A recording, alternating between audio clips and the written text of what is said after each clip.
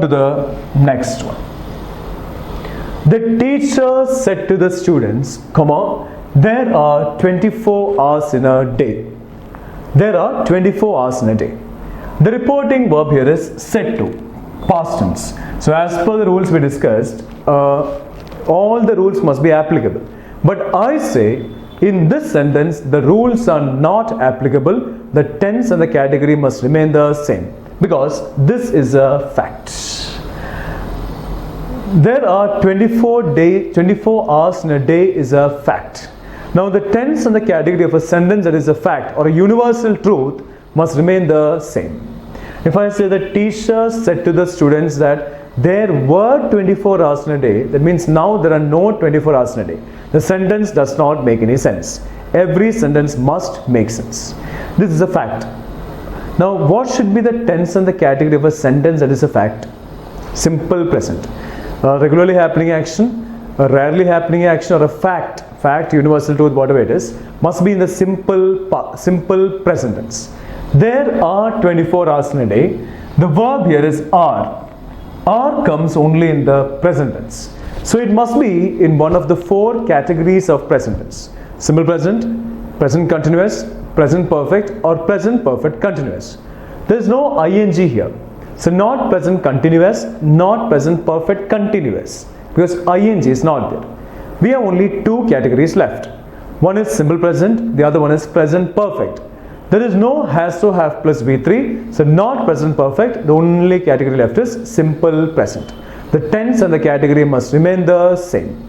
So this sentence in the indirect speech becomes, the teacher said to the students, said to becomes told. We have no right to change the tense of the reporting verb. The teacher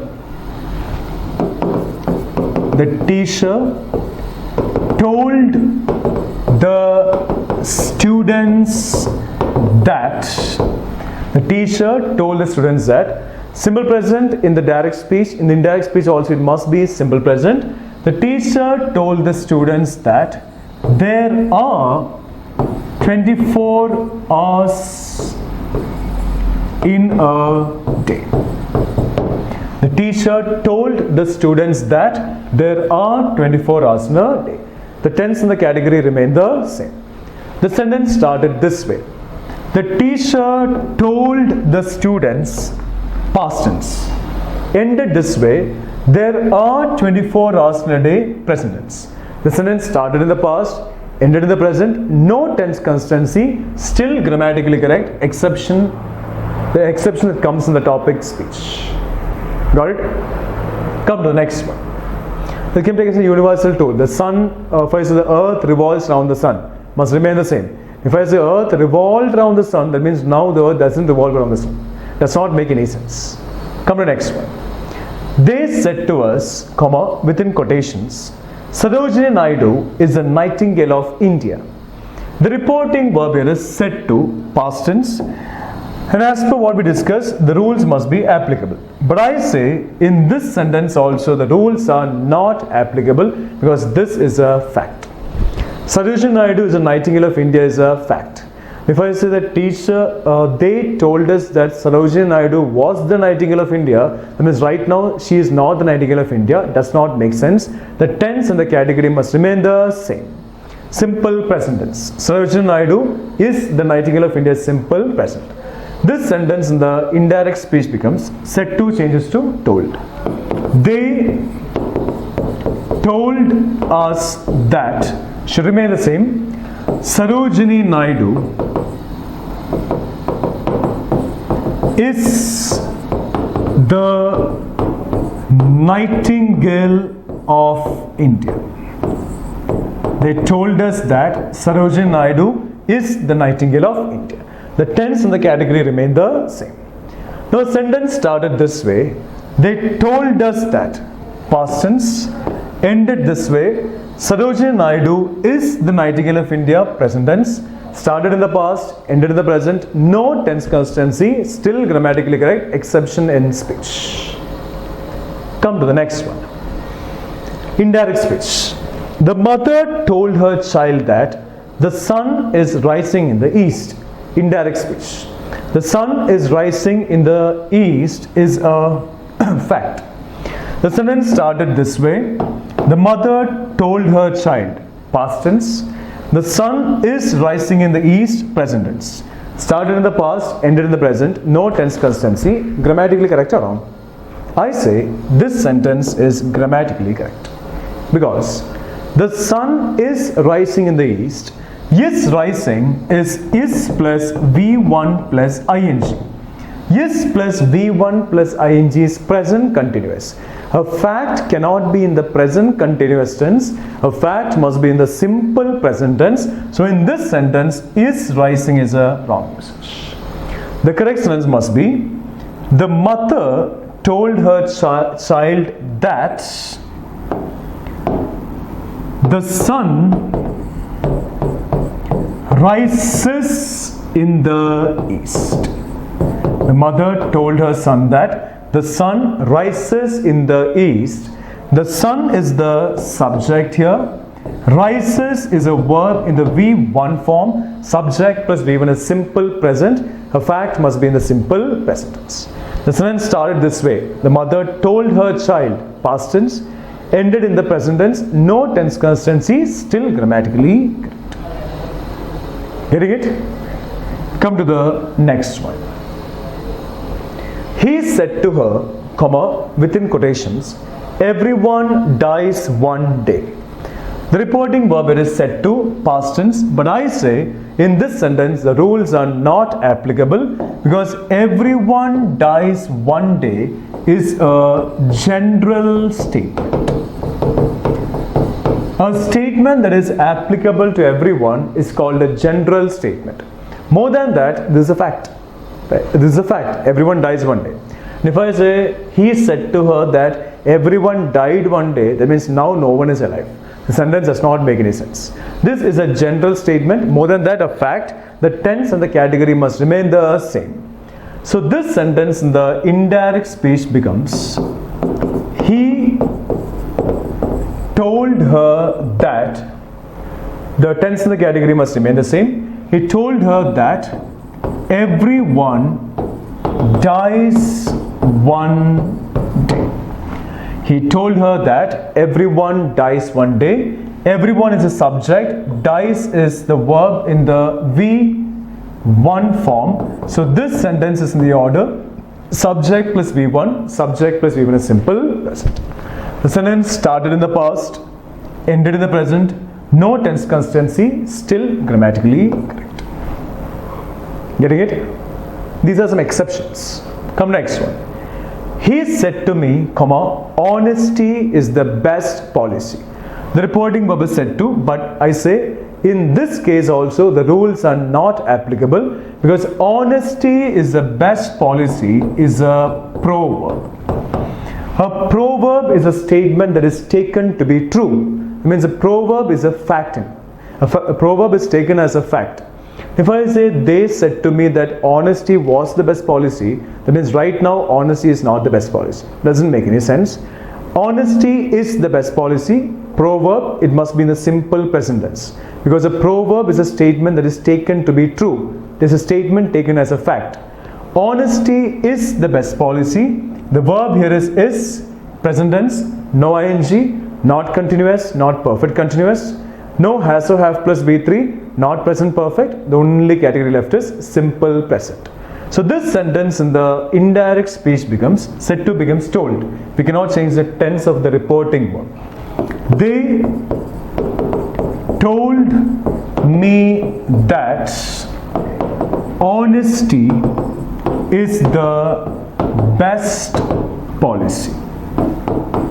They told me that honesty is the best policy. Clear? We can go for a small letter here. He told me that honesty is the best policy. Capital H is also fine actually. There's nothing to worry about that because the options will be given to us. He told me that honesty is the best policy. The sentence started in the past, ended in the present, still grammatically correct. Come to the next one. He said to us, comma, I go to school daily.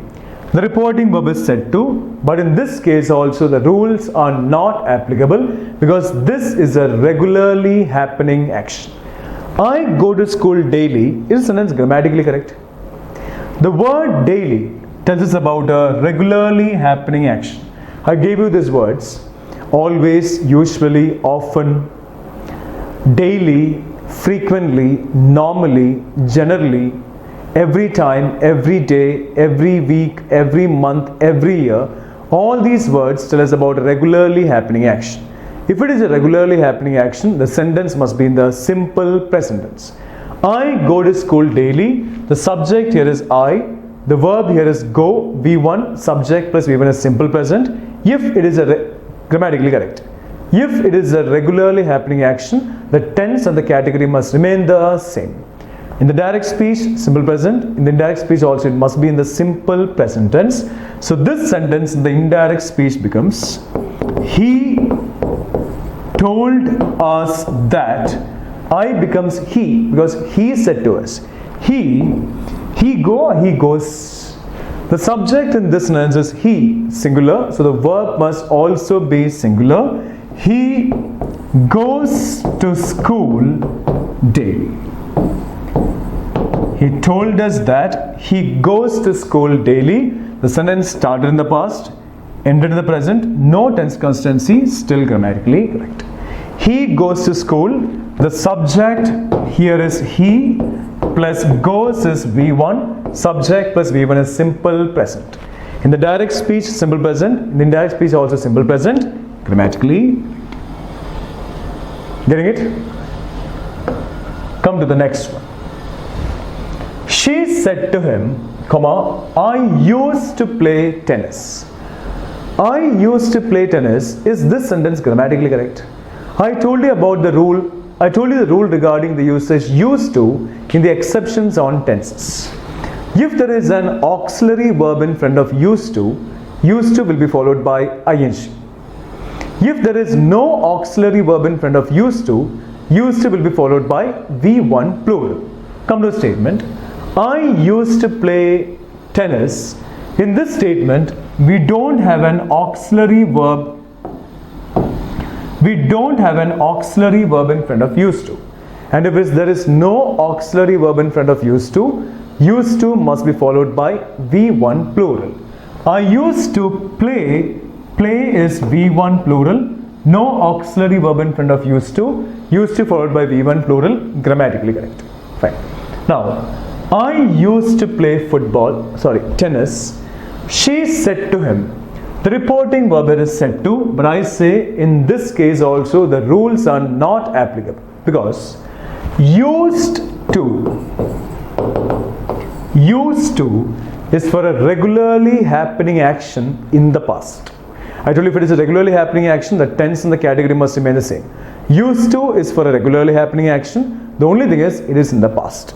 So this sentence talks about regularly happening action in the past. The rules are not applicable. The tense and the category must remain the same. So this sentence in the indirect speech becomes: she told him that. I becomes she, because she said to him. She told him that she used to play tennis. She told him that she used to play tennis. The tense and the category remain the same, grammatically. Fine. So if it is a universal truth, a fact, a proverb, a general statement, a regularly happening action, the rules are not applicable. I'll tell you once again later. Come to the next one. Understand the meaning. I said to him, when I, within quotations, when I went there, they were sleeping. Is this sentence grammatically correct? When I went there, they were sleeping is grammatically correct or wrong? We have gone for similar sentence in the case of tenses, conditional sentences, conquered and all. The meaning of this sentence: when I went there, they were sleeping. The meaning of this sentence is: what were they doing when I went there? That is the meaning. What were they doing? What were they doing is the meaning of this sentence. The answer is they were playing. They were playing is the answer. I told you the tense and the category of the question and the answer must be the same. The question and the answer must be in the same tense, the same category. What were they doing? Were they doing is verb plus V1 plus ing, past continuous. The question is in the past continuous tense. The answer must also be in the past continuous tense. They were sleeping. Were sleeping is verb plus V1 plus ing, past continuous. This sentence is grammatically correct. Fine? Now we forget about it. Now, I said to him, comma, within quotations, when I went there, comma, they were sleeping. When I went there is subject plus V2, simple past. As per the rule, simple past must become past perfect. They were sleeping is verb plus V1 plus ing, past continuous. As per the rule, past continuous must become past perfect continuous. But I say, in this sentence, the rules are not applicable. The tense and the category must remain the same. Because the reason is we have two actions in the past tense. When there are two actions in the past tense, the rules are not applicable. The tense and the category must remain the same. We have two actions in the past tense here. I went there is one action in the past. They were sleeping is the other action in the past. We have two actions in the past tense. The rules are not applicable. The tense and the category must remain the same. So this sentence in the indirect speech becomes, said to becomes told. I told him that. When I becomes, I will remain as I, because I said to him, so I remains as I. The pronoun I remains as I. I told him that when I went there. Now in the direct speech, if it is here, in the indirect speech it becomes there. In the direct speech, if it is there, in the indirect speech also there. I told him that when I went there, comma, they. The pronoun they is the third person here. I said to him means I am the speaker, him, he is a listener, they, the pronoun they becomes the third person here. I, the first person here, he, him, he, the second person, listener, they, the persons talked about, so the pronoun they becomes the third person here. I told you the third person will remain the same. So they remains as they. I told him that when I went there, comma, they were sleeping. I told him that when I went there, comma, they were sleeping. The tense and the category remain the same, grammatically correct. Getting it? The next one. I said to them, comma, while you were studying, comma, I was playing. I said to them, within quotations, while you were studying, I was playing. In this case also the rules are not applicable because we have two actions in the past tense. You were studying as one action in the past. I was playing is the other action in the past. Two actions in the past tense. The rules are not applicable. The tense and the category must remain the same. So this sentence in the indirect speech becomes, I said to them becomes I told them. I told them that while you were studying, you becomes they. I said to them. Now the pronoun you is both singular and plural. I said to them you. So you becomes they. I told them that while they were studying, comma, I remains as I because I said to them. I was playing.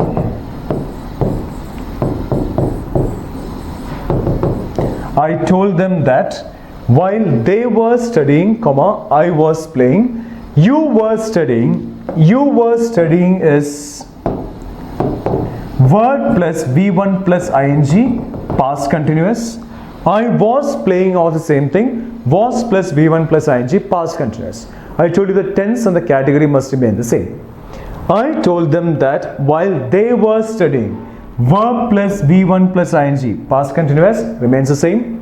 I was playing, Was plus V1 plus ing, past continuous, remains the same, grammatically correct. So I said to them, while you were studying, I was playing. In indirect speech becomes, I told them that while they were studying, I was playing. Getting it? Come to the next one.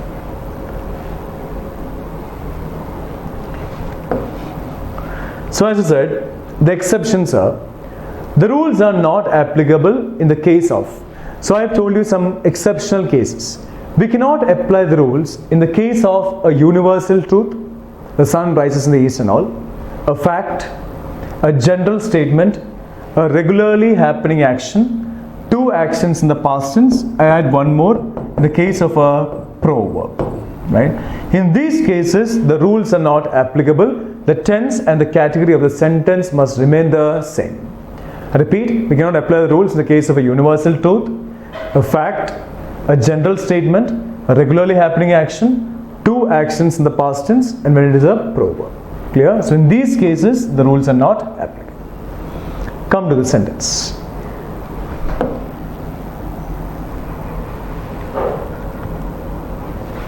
He said to me, comma, within quotations, if I had studied well, comma, I would have passed the exam. Is this sentence grammatically correct? If I had studied well, comma, I would have passed the exam is grammatically correct or not? What kind of sentence is this? Conditional sentence, because it starts with if. We have gone for the topic conditional sentences in detail. We've already done it. The sentence starts with if. We have discussed three rules in conditional sentences. Which are they? The first one, when the if clause talks about an action in the future, the whole sentence must be in the future tense. The second one, when the if clause talks about an action in the past, the whole sentence must be in the past tense. The third one, when the if clause contains had plus V3, it must be accompanied by would have, could have, must have, or might have plus V3. These are the three rules we discussed in the topic conditional sentences. Come to this. If, conditional sentence, if I had studied well, comma, I would have passed the exam. Had studied is had plus V3. Would have passed the exam is would have plus V3. So had plus V3 followed by would have plus V3, grammatically correct. Fine. I'll come back to it. Come to the next one. He said to me, comma, within quotations, if I studied well, comma, I would pass the exam. Grammatically correct or wrong? Understand the meaning. If I studied well means, that's the if clause here. There's no comma here. If I studied well is the if clause here. If I studied well means the if clause talks about an action in the past or future. Past, because studied is anyway past tense. So whole sentence must be in the past tense. I would pass the exam. Would is a past tense of will, and as you know, it is always would plus V1 plural. Would pass is V1 plural. Passes is singular, pass is plural. The if clause talks about an action in the past, the whole sentence is in the past tense. The second rule is completely satisfied, grammatically correct. I'll come back to it.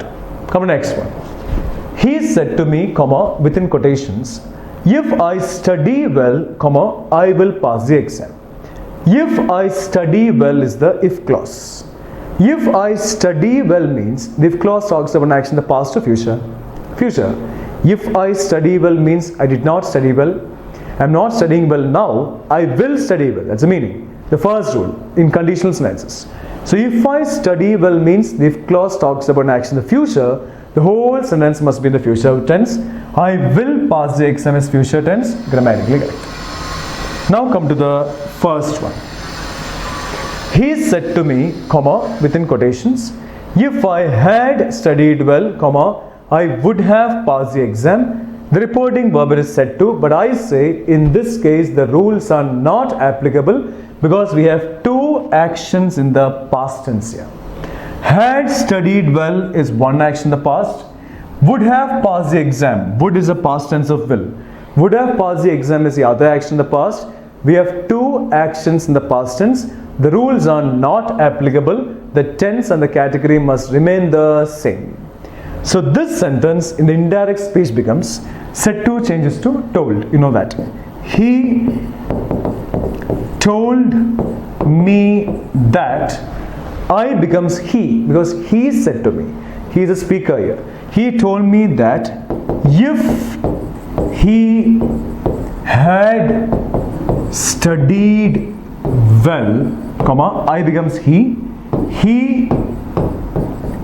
would have passed the exam. He told me that if he had studied well, comma, he would have passed the exam. The tense and the category remain the same. So grammatically correct.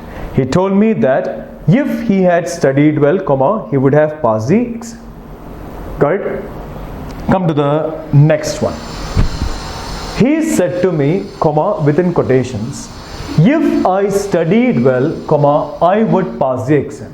I say, in this sentence also, the rules are not applicable because we have two actions in the past tense. I studied well is one action in the past. I would pass the exam. Would is the past tense of will.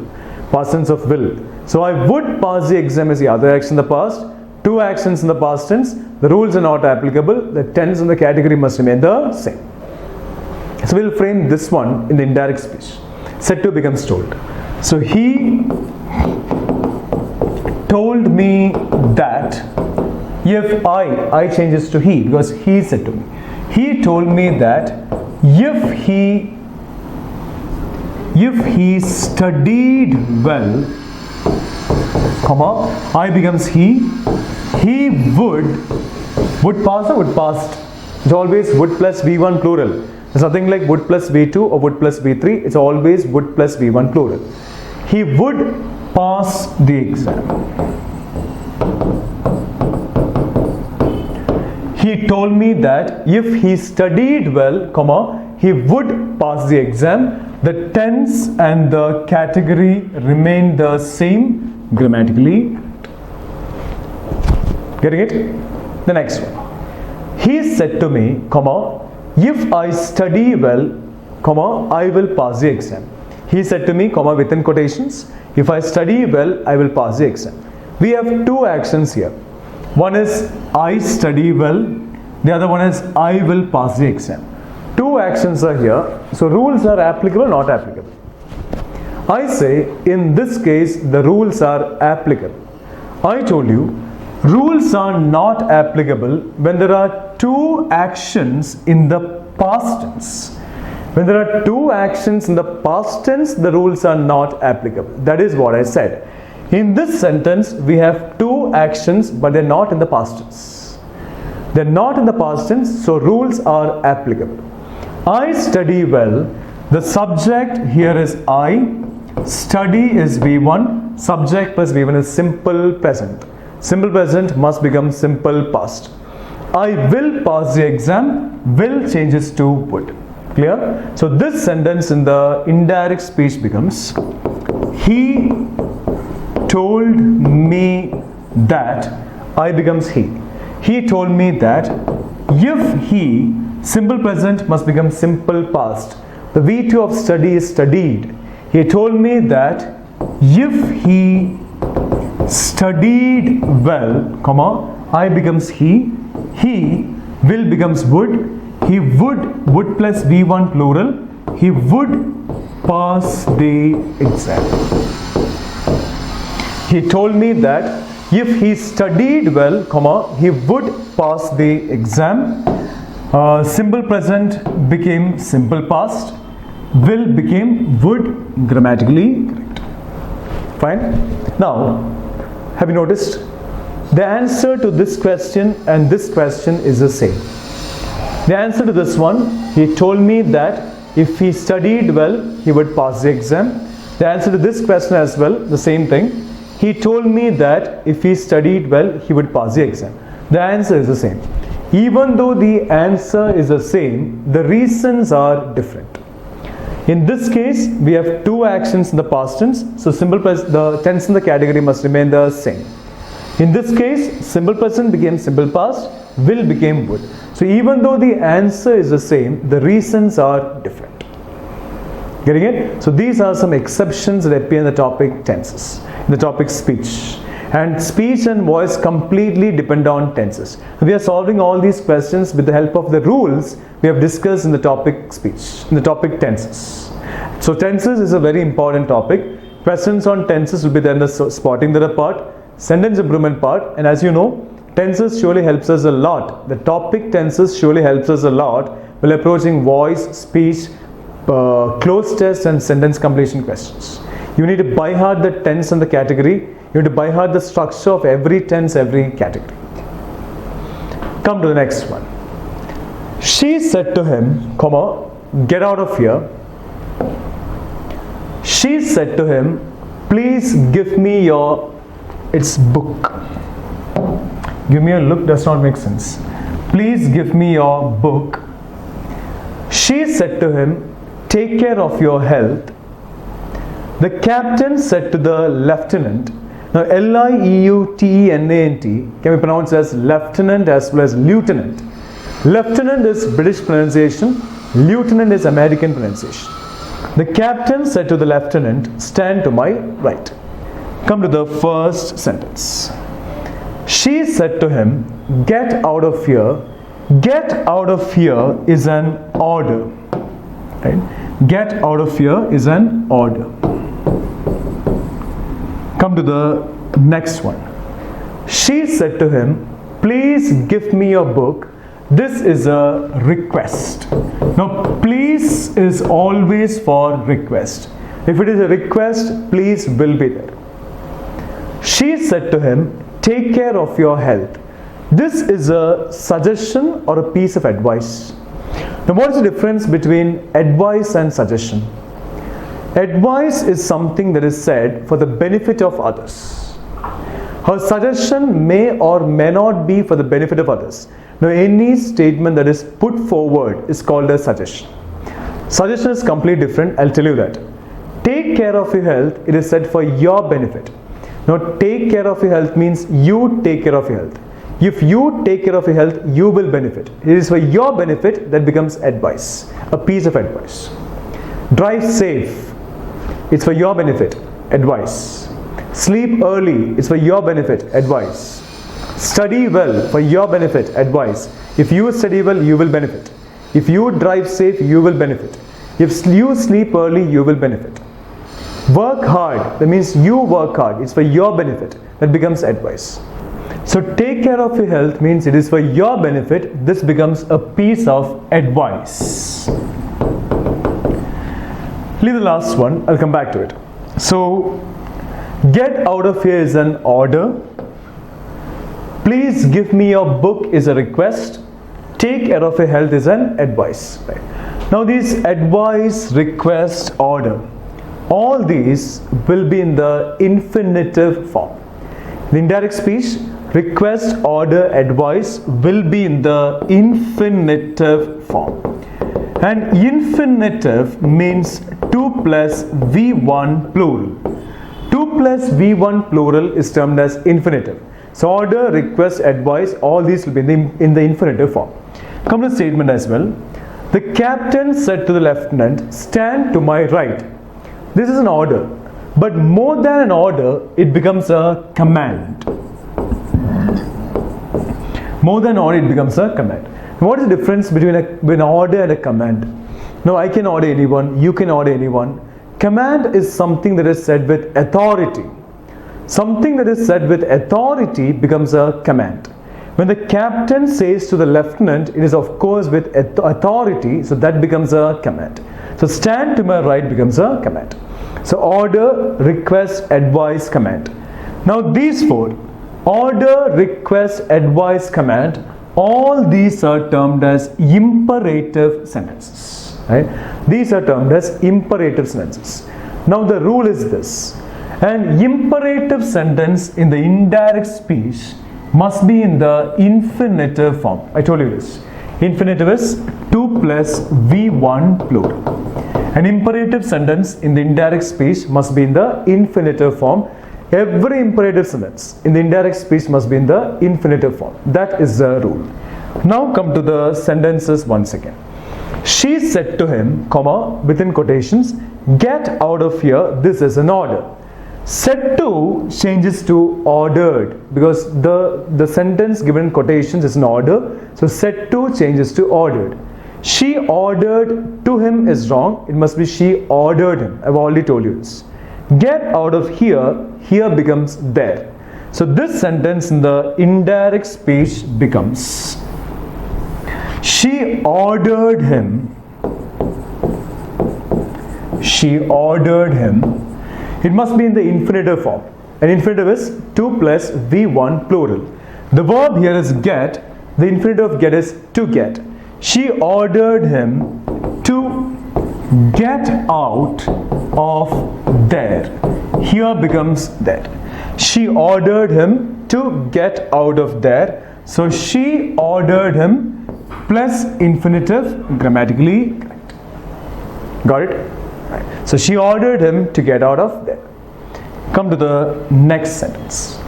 She said to him, comma, within quotations, please give me your book.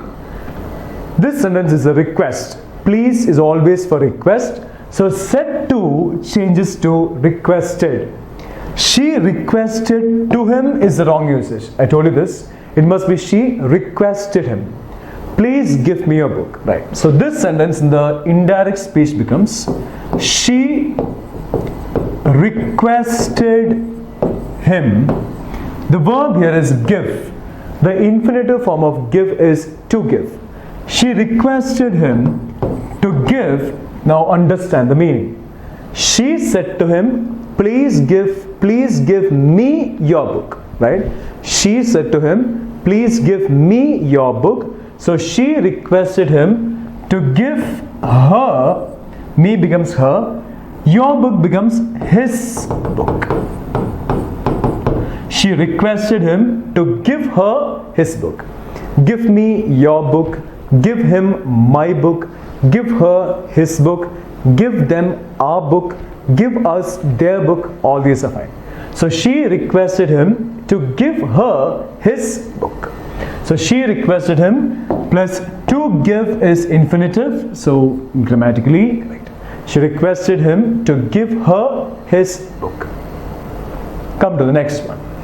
She said to him, comma, take care of your health. As I told you, this is a piece of advice. So said to changes to advised. She advised to him is a wrong usage. It must be she advised him.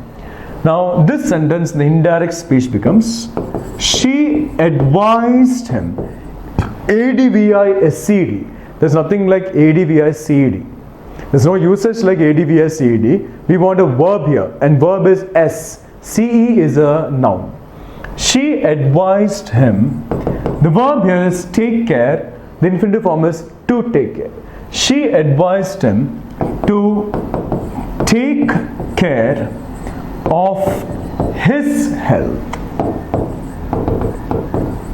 She advised him to take care of his health because she said to him, take care of your health. So she advised him to take care of his health. So she advised him to take care is infinitive, grammatically correct. Getting it? Come to the next one. The captain said to the lieutenant, within quotations, stand to my right. I said more than an order, this is a command. So said to changes to commanded. The captain commanded to the lieutenant is wrong. It must be the captain commanded the lieutenant. The verb here is stand. The infinitive form of stand is to stand. So this sentence in the indirect speech becomes, the captain commanded. Said to becomes commanded.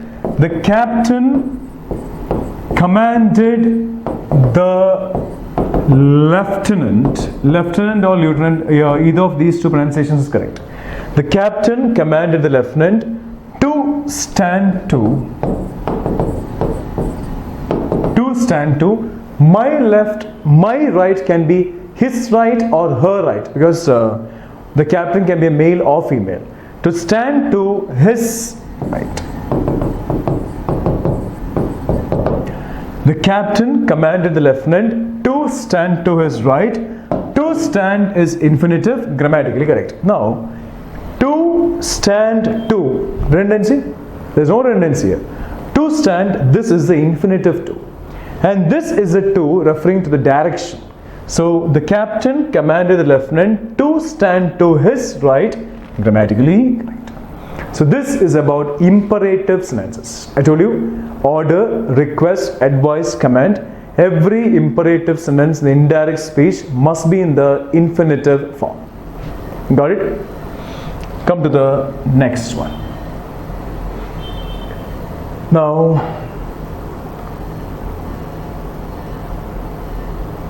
if I go for a sentence like, take these three as options. I go for a question. The beggar, this is a question. Take these three as options to my question. The beggar said to me, comma, within quotations, please give me a 10 rupee note, full stop, close quotations. Please give me a 10 rupee note. Now, 10 rupee note, a 10 rupee note or a 10 rupees note? We've already discussed this rule in the topic adjectives. A 10 rupee note means, what must be the part of speech of note here? Noun, because of the article a. So 10 rupee note in the sense, the word 10 rupee describes note. Note is a noun. Any word that describes a noun or a pronoun is termed as an adjective. So 10 rupee becomes an adjective here. As you know, an adjective cannot be used in the plural form. So a 10 rupees note is wrong. It must be a 10 rupee note. This is the question. The question is in the direct speech. The beggar said to me, please give me a 10 rupee note. This is a request. So said to becomes requested. Fine. It must be in the infinitive form. The verb here is give. The infinitive form of give is to give. I have gone for three options to this question. Come to the first one. We'll read the options first. The three options. The beggar requested me to give him a 10 rupee note. The beggar pleaded me to give him a 10 rupee note. The beggar pleaded with me to give him a 10 rupee note. Come to the first one. The beggar requested me. The beggar requested to me is a wrong usage. The beggar requested me is correct. The infinitive of give is to give. To give him, the beggar requested me to give him a 10 rupee note, grammatically correct. Must be considered. Come next one. Option 2. The beggar pleaded me to give him a 10 rupee note. I told you this. Pleaded me is the wrong usage. It is pleaded with me. I pleaded you is wrong. I pleaded with you. You pleaded me is wrong. You pleaded with me. So pleaded me is the wrong usage. So option 2 is grammatically wrong. Eliminated. Come to option 3. The beggar pleaded with me. Completely fine. To give him, infinitive. To give him a 10 rupee note, correct. Now we have two options left. 1 is correct. 3 is also correct. Which is a better option here? Now what is the difference between requesting and pleading? If I want your book, should I request you or plead with you? I need to just request you. What if I casually will exam say? That's called pleading. Pleading means requesting in an emotional manner. Like begging. Beggars don't come and request. They do in a very emotional manner. They just plead with us. So doing in emotional manner is termed as pleading. Praying. P-R-A-Y-N-G. P-R-A-Y. Pray. We pray to God. Praying means what? Requesting or demanding? We don't demand actually. We request. Requesting out of devotion is termed as praying. Right? Pray, plead, request, beg, beseech, entreat, all these synonyms. All these are synonyms, only some slight difference is there. Right. Now, the first option is correct, the third option is also correct. As there is a beggar, which one fits more? Request fits more or pleads fits more? As it is a beggar pleads fits more. So here the better option must be option 3. 1 is correct. But as we can go for only one option, we have 2 correct options here. Our task is to go for the better option. The better option is option 3. What if I say, the beggar requested me to please give him a 10 rupee note? The sentence is grammatically correct or wrong? The beggar requested me to please give him a 10 rupee note is grammatically wrong because of redundancy. Request and please mean the same. Request itself means please. So request and please together becomes with redundancy, grammatically wrong. Getting it? Come to these 2 sentences. He said, comma, within quotations, hooray, exclamation mark, I have won the match, full stop, close quotations. Open quotations, close quotations. He said, comma, open quotations, alas, exclamation mark, I have failed the exam, full stop, close quotations. Now, any word that contains an exclamation mark, that carries an exclamation mark with it, is called an interjection. The 8th one among the 8 parts of speech. Noun, pronoun, adjective, verb, adverb, preposition, conjunction, interjection. Any word that carries an exclamation mark is called an interjection. Hooray is an interjection because it carries an exclamation mark. Alas is also an interjection, it carries an exclamation mark. Now, there will not be any question on interjections in the grammar part. They cannot ask actually, because it is just a word carrying an exclamation mark. When do we use an exclamation mark? Only if the feelings are sudden. It can be any kind of feeling, happiness, sorrow, shock, surprise. It can be any kind of feeling, but the feeling must be sudden. Only if the feeling is sudden, we can go for an exclamation mark. Right. Come to the first one.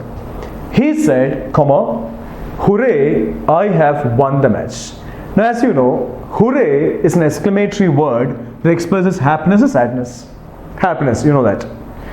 He said, alas, I have failed the exam. Alas is an exclamatory word expressing happiness or sadness. Sadness. If you don't know that, you can just make a guess about it from the sentence that is given to us. Hooray, I have won the match. I have won the match, negative, positive, positive. So the exclamatory word must be expressing happiness. I have failed the exam, negative, positive, negative. So the exclamatory word must be expressing sadness. That's the only difference. Right. Now the rule is this, listen. If the exclamatory word expresses happiness in the indirect speech, the sentence goes this way. He exclaimed happily. He exclaimed with happiness. He exclaimed with joy, etc. The rules remain the same. No change in the rules. The rules remain the same. If the exclamatory word expresses happiness, as I said, in the indirect speech, the sentence goes this way. He exclaimed happily. He exclaimed with happiness. He exclaimed with joy, etc. If the exclamatory word expresses sadness, in the indirect speech, the sentence goes this way. He exclaimed sadly. He exclaimed with sorrow. He exclaimed with sorry is wrong. He exclaimed with sorrow is correct. He exclaimed with sadness. He exclaimed with regret, anything. The same meaning, right? So if the exclamatory word expresses sadness, in the indirect speech, the sentence goes this way. If the exclamatory word expresses sadness, in the indirect speech, the sentence goes this way. Clear? Now come to those 2 sentences again. He said, comma, hooray, I have won the match. I have won the match is positive, so the exclamatory word must be expressing happiness. I have won the match. Have won is have plus V3, present perfect. As per the rule, present perfect must become past perfect. So this sentence in the indirect speech becomes, said becomes exclaimed because exclamatory mark is there. He, exclamation mark is there. Exclamatory word is there, exclamation mark is there, so said becomes exclaimed. He exclaimed happily that, he exclaimed with happiness that, he exclaimed with joy that, all these are correct. He exclaimed happily that, I becomes he, because he said. I have won the match is present perfect. Present perfect must become past perfect. He had won the match. He exclaimed with happiness, or he exclaimed with joy, or he exclaimed happily that he had won the match. Had won is had plus V3, and had plus V3 is past perfect. Present perfect changed to past perfect, grammatically correct. Come to the next one. He said, comma, alas, I have failed the exam. Alas means the sentence, the word is expressing sadness. I have failed the exam. Have failed is have plus V3, present perfect. Present perfect becomes past perfect. This sentence, the indirect speech becomes said changes to exclaimed. Exclamation mark is there. So he exclaimed sadly, or he exclaimed with sorrow, he exclaimed with regret, he exclaimed with sadness, anything is fine. He exclaimed with sorrow that, okay, here that is missing. He exclaimed happily that, okay. He exclaimed with sorrow that, I changes to he, because he said, he, present perfect must become past perfect. He had failed the exam. He exclaimed with sorrow that he had failed the exam.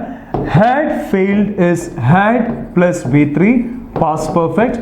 Present perfect changed to past perfect, grammatically correct. Correct? Now, I have failed in the exam is wrong. We pass the exam or we pass in the exam?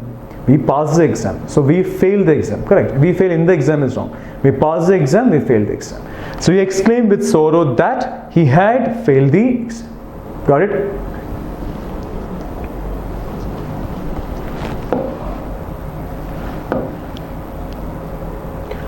Come to the statement. He said, comma, within quotations, fee, F-I, fee, exclamation mark. There's no word like fee. Please don't ask me what fee is. There's no meaning for fee. Fee, comma, and vomited. He said, comma, open quotations, fee, exclamation mark, close quotations, comma, and vomited. These are the options I've given. Every sentence must make sense. You know that. The options will read, he exclaimed with happiness and had vomited. He exclaimed with sorrow and had vomited. He exclaimed with disgust. Disgust is a negative word because D-I-S is a negative prefix. Disgust means like dislike, to dislike, hate, hatred, dislike, etc. Some kind of uncomfortable feeling. You know. He exclaimed with disgust and had vomited. He exclaimed with disgust and vomited. Fine. Come to the first one. Now vomited is V2, simple past, right? Come to first one.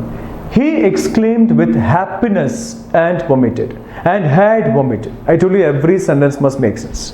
Is there any relationship between feeling happy and vomiting? When we drink, we become happy.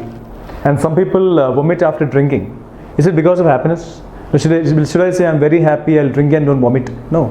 People don't vomit after drinking because of happiness actually. Only because they drink too much. Only because they drink too much, they'll get some kind of an uncomfortable feeling. Some uneasiness they'll feel. Only because of that uncomfortable feeling or that uneasiness they vomit. They don't vomit because of happiness anyway. So feeling happy and vomiting, there's no relationship actually. He exclaimed with happiness and vomited. There's no relationship between feeling happy and vomiting. So does not make sense. Eliminate it.